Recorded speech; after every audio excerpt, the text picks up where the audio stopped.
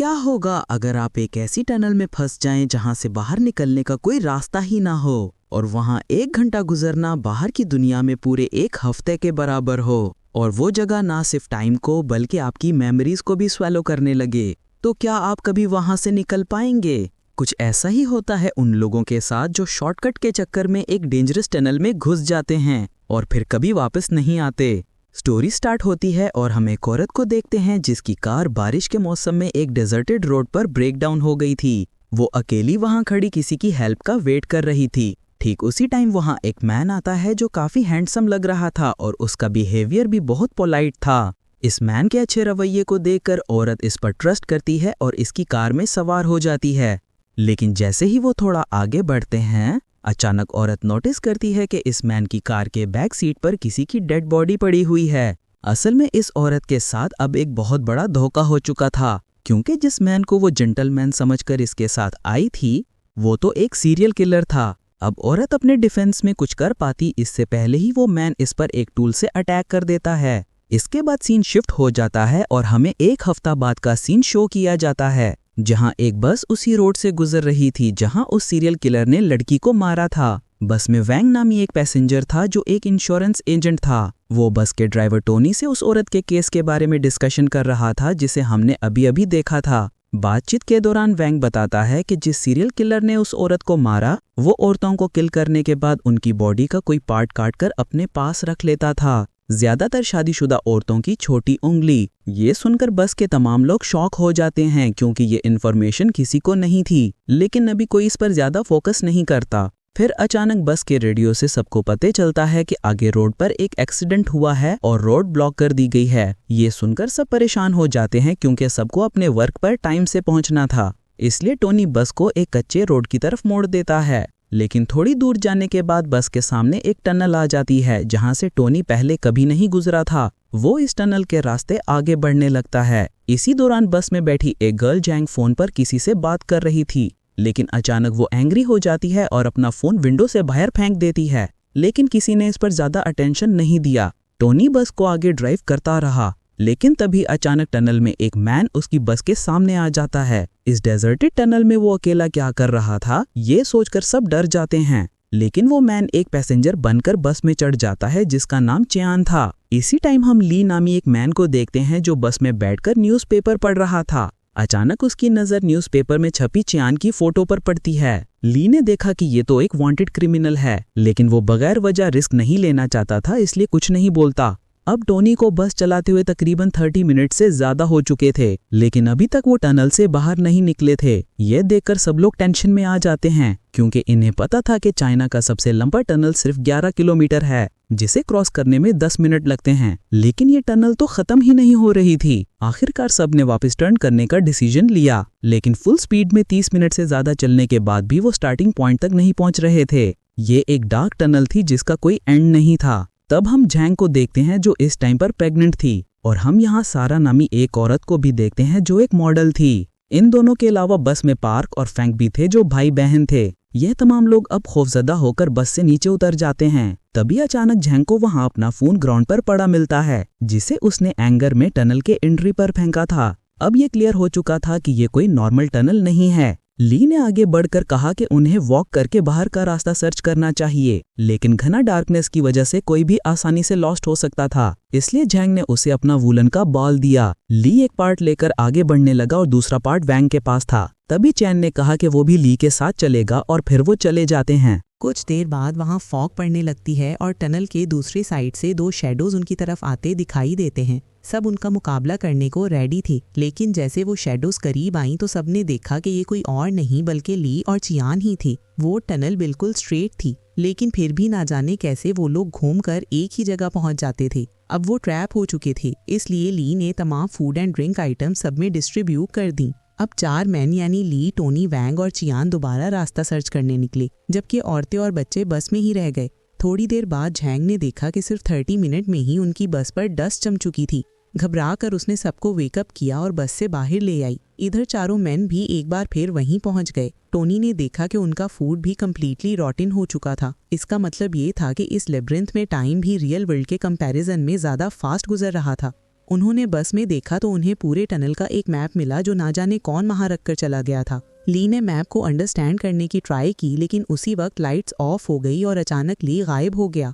और जहां ली खड़ा था वहां अब ब्लड के निशानात थे, जिनका पीछा करते हुए सब एक होलो वॉल तक पहुंच गए। उस वॉल को थोड़ा टैप करने पर लग रहा था जैसे उसके पीछे कोई पैसेज हो।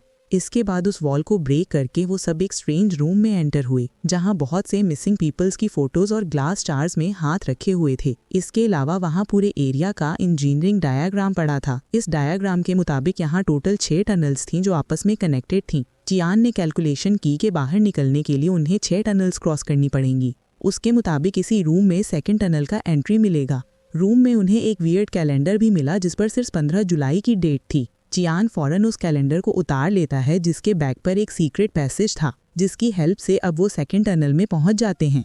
अब जैसे ही वो सेकंड टनल में एंटर करते हैं, हम देखते हैं कि उस रूम में रखा एक टीवी ऑटोमेटिकली ऑन हो जाता है। इस टीवी में एक औरत शो होती है जो एक छोटी केव में ट्रैप थी। सबसे शॉकिंग बात ये थी कि सेकंड टनल में भी उनकी बस खड़ी थी, लेकिन बस को देखकर लग रहा था जैसे वो महीनों से वहां पार्क हो, और वहां बहुत सारी वायरिंग बिछी हुई थी। ये सब देखकर किसी को कुछ समझ नहीं आ रहा था।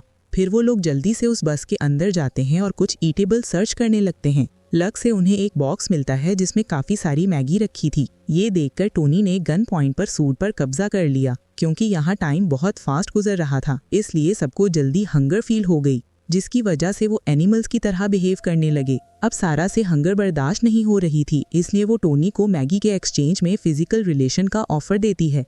अब जब वो दोनों ये सब एक्टिविटीज कर रहे थे, तभी वैंग वी चुपके से नूडल्स का पैकेट चोरी कर लिया, लेकिन टोनी ने ये देख लिया और उसे टाइम उस पर अटैक कर दिया। वो दोनों आपस में फाइट कर ही रहे थे कि तभी डार्कनेस में अचानक कोई बैग से टोनी का मर्डर कर देता है और बाकी सब बस देखते रह जाते हैं। इसी बीच वैंग का मैगी पैकेट बस के नीचे गिर जाता है। जब वो उसे पिक करने के लिए झुकता है तो देखता है कि बस के अंडर एक मैन होल है। इसमें एंटर करने पर वो सब एक और वियर्ड रो में पहुंच गए। इस बार टीवी पर वो गर्ल स्लोली केव में डूब रही थी। तभी जियान को दोबारा वही कैलेंडर मिला, जिसके बैक पर एक और सीक्रेट डोर था। उसे क्रॉस करके अब वो थर्ड टनल तक पहुंच गए थे। ये टनल पहले से ज्यादा डार्क और डिजर्टेड थी। यहाँ भी उनकी बस मौजूद थी, लेकिन इसमें सांप भर चुके थे, जैसे बस सालों से वहाँ खड़ी हो। अचानक वैंग ने गन निकाल ली और कहने लगा कि जब जब कोई मरा है उन्हें सीक्रेट पैसेज मिला है, इसलिए यहाँ से सेफली बाहर निकलने के लिए अगर उसे सबकी लाइफ लेनी पड़े तो वो ले लेगा। उसने झैंग के हाथ से चियान के शोल्डर पर गोली चला दी और उनके साथ आई दोनों बच्चों को रूम में ले जाकर बेटिंग शुरू कर दी और फैंग को गोलियों से भून डाला। उसने सारा को भी गला दबाकर मारने की ट्राई की, लेकिन उससे पहले ही किसी ने बैग से आकर उसका काम तमाम कर दिया। उसकी डेथ के बाद अब इन लोगों को एक और सीक्रेट पैसेज मिला जो फोर्थ टनल में ओपन होता था। वहां पहुंचते ही उन्हें एटमॉस्फेयर कुछ स्ट्रेंज फील होता है। सबको अलग अलग हेलुसिनेशंस होने लगते हैं। इसी दौरान सारा को बहुत वियर्ड फीलिंग होती है, इसलिए वो करीब खड़ी बस में जाकर बैठ जाती है, लेकिन सारा को वहाँ स्ट्रेंज पीपल शो होने लगते हैं, जिससे डरकर वो बस से बाहर भागती है और भागते भागते वो एक ऐसी जगह पहुंच जाती है जहाँ उसके इर्द गिर्द डेड बॉडीज ही डेड बॉडीज थी। वहाँ उसे एक मिरर मिला जिसमें देखते ही किसी ने उसे बैग से मार डाला। दूसरी साइड झैंग की डिलीवरी हो चुकी थी और अब चियान, पार्क और झैंग अपने बेबी के साथ आगे बढ़ रहे थे, लेकिन रोड पर ही झैंग का बेटा मर गया, जिसकी वजह से अचानक झैंग ने अपना मेंटल बैलेंस लूज कर दिया और एक नाइफ से चियान को भी किल कर डाला। इससे घबरा कर अचानक चियान की आंख खुलती है तो वो एक सीक्रेट हॉस्पिटल में था। ये जगह असल में एक मिलिट्री लैब थी। वहाँ मौजूद सोल्जर्स की कन्वर्सेशन से हमें पता चलता है कि वो सीरियल किलर जिसे हमने फिल्म के स्टार्ट में देखा था उसका नाम जेम्स था, और वो औरत जिसने उससे लिफ्ट मांगी थी वो सियारा थी, जिसे उसने मार दिया था। असल में सियारा नहीं मरी थी, बल्कि किलर जेम्स ने उसे किडनैप कर लिया था। बाद में पुलिस को जेम्स की एक लोकेशन का पता चला।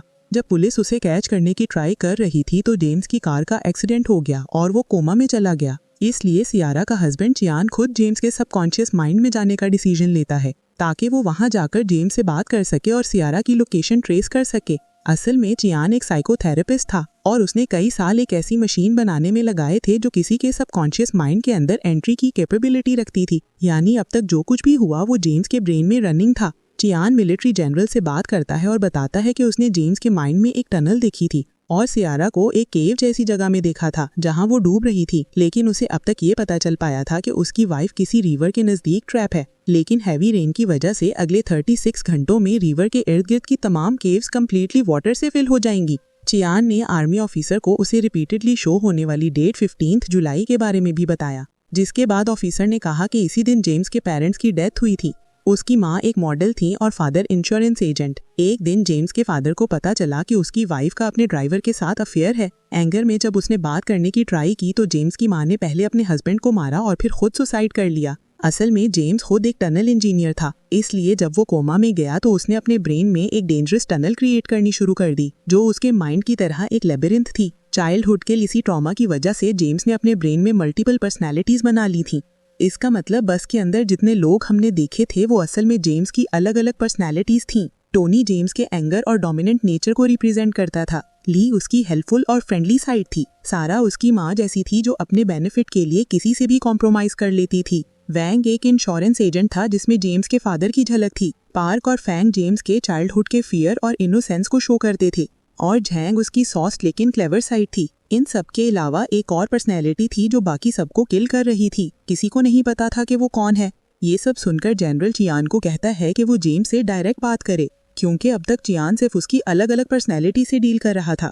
चियान दोबारा जेम्स के माइंड में एंटर करता है और उससे पूछता है कि सियारा कहाँ है, लेकिन जेम्स कुछ नहीं बताता। उसकी बातों से हमें पता चलता है कि जेम्स सिर्फ उन औरतों को किल करता था जिनका शादी के बाद भी किसी के साथ अफेयर होता था। उसे ऐसी औरतों को मारकर पीस मिलता था क्योंकि चाइल्डहुड में उसकी माँ के एक्स्ट्रा मैरिटल अफेयर ने उसकी लाइफ तबाह कर दी थी। उसे अपनी माँ जैसी औरतों से सख्त हेट्रेड थी और इसका डायरेक्ट मतलब ये था कि सियारा यानी चियान की वाइफ का भी किसी के साथ अफेयर था। चियान को इसके बारे में इन्फॉर्मेशन थी, लेकिन वो वर्क में इतना बिजी था कि सियारा को ज्यादा टाइम नहीं दे पा रहा था, इसलिए उसने कभी डायरेक्ट इस बारे में सियारा से पूछने की ट्राई भी नहीं की।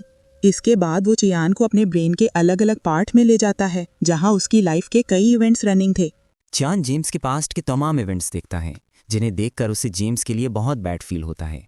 चियान ने जेम्स के इनोसेंट चाइल्डहुड से भरे पार्क से बात करने की ट्राई की, लेकिन उसकी सिस्टर फ्रैंक ने उसे सियारा की लोकेशन बताने से रोक दिया।